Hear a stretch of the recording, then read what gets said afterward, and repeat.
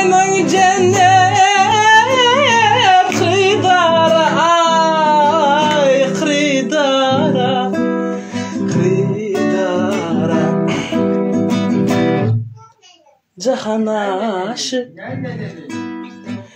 İlmurat cana Güldek bakayım lebabıma Cahan aşık Babış can neyzen Güldek bakayım lebabıma İki tane söyleseniz şuna İki tane mi? İki tane var Gelin elim parlıyor dur.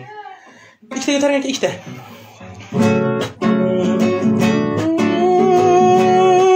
Yebabbefu Lebeya kadir Amu deryan Hedletmen boybu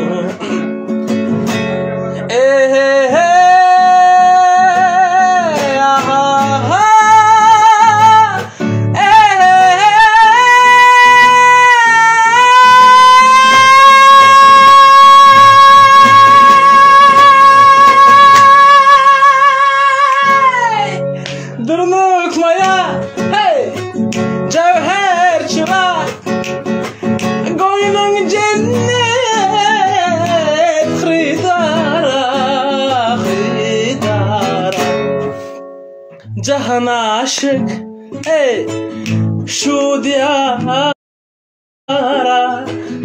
Güldek bakıp lebabıma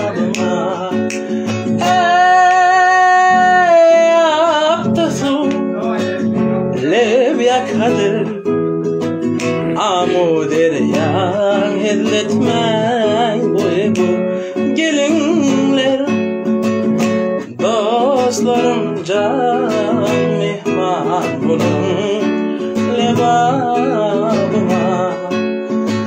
Dostlar gelin lebabıma Mihman bulun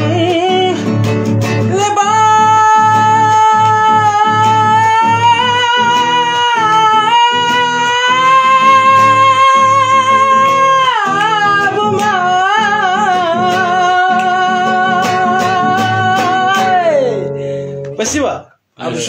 Sağ ol. Спасибо. Ya Allah ağzına.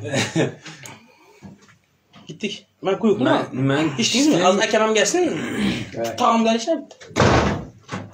Ben işte. Ay Muhammed. Sağ ol Muhammed.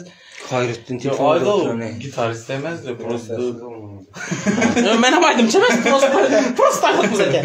Просто наслаждаемся. Brattan Atacan Jorayev'in bradımına bolmalı. Yanlışlar olan olsa. Güzel yanlışlık. Hiç yok. Peki bir kere namaydalı da. Doğru tutmam mı ben? Mene vurup gitmem demek sonra karar. Allah Allah yine maskara koşmadı tam dengdir pazo. Yani olmaz benim. Ya basatmaz. Babuş. Bitti traktör geldi. Ya ben de oldu. Kulağına al. Değil mi? Bir gece koşma. Son çak beni Ama şu an imsi motor elinin ama. Ya. Gırınleş bundan. Koy otur. Tabii olur. Ciyetler şey ben piçikler bilen doğanlar bilen. Ükем Тошаным давай русские песни одну деды. Я парнишка седой, я совсем молодой, мне 17. Посадили в тюрьму, а зачем, почему, не пойму. За решеткой сижу и с тоскою гляжу на свободу. Ходят люди внизу, не могу удержать я слезу. Batır mı? Doğan yıkılasan hazır dedi.